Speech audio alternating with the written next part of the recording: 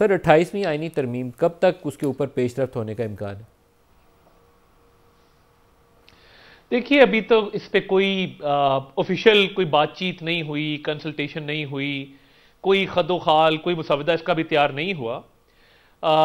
Obviously जब कोई ना कोई इस पे संजीदा गुफ्तगू शुरू होगी तो इस पे ऑब्वियसली हमारी एलाइड पार्टीज हैं, उनको भी ऑन बोर्ड लेंगे। लीगल एक्सपर्ट से भी राय जो है इस पे ली जाएगी। मगर 27वीं तरमीम के बाद वज़ीर आज़म साहब ने भी फरमाया कि मैं MQM का जो एजेंडा है और जो उनकी डिमांड है लोकल बॉडीज़ के हवाले से, वो हमारे जहन में है और हमने उसको सपोर्ट भी किया।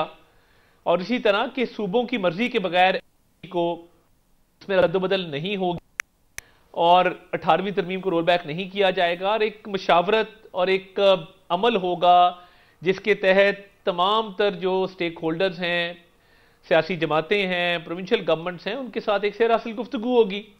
तो अभी मैं समझता हूँ बड़ा कबल अज़ वक्त है। बिल्कुल ये मीडिया के अंदर डिबेट मौजूद है कि जी आज आई कल आई, मगर अभी फिलहाल इस पर कोई संजीदा और फॉर्मल गुफ्तगू शुरू नहीं हुई।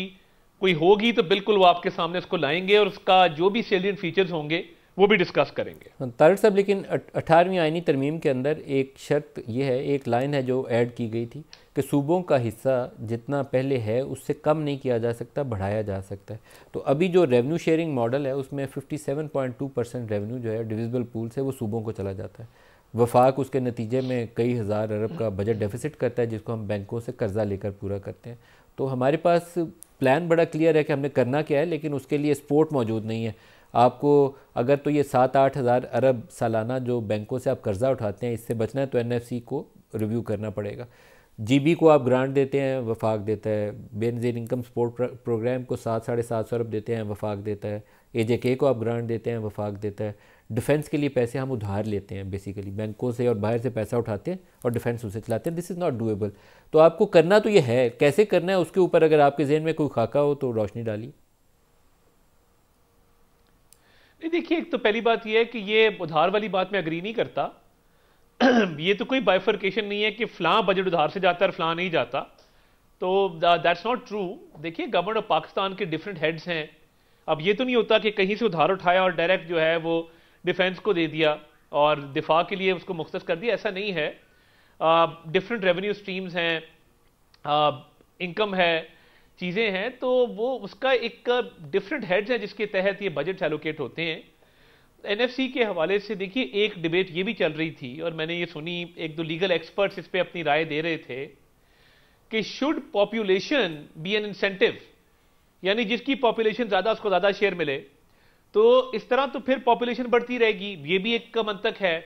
इससे अग्री करें डिसअग्री करें, इस पे डिबेट जरूर है। और देखिए, पॉपुलेशन के हवाले से, एजुकेशन के हवाले से कि एक यूनिफॉर्म सिलेबस हो पूरे मुल्क के अंदर, पॉपुलेशन की टास्क फोर्स या पॉपुलेशन कंट्रोल का जो महकमा है वो सेंट्रलाइज्ड हो और सूबों और वफाक मिल के उसको चलाएं। तो ये डिफरेंट चीज़ें डिबेट होती रही, इस पे अंडर कंसिडरेशन रही।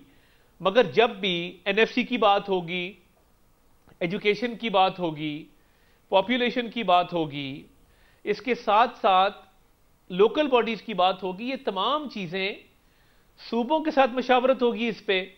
और स्पेशली वो एलाइड पॉलिटिकल पार्टीज जिनकी सूबों के अंदर हुकूमत है, खुसूसी तौर पे उनके साथ मशावरत होगी।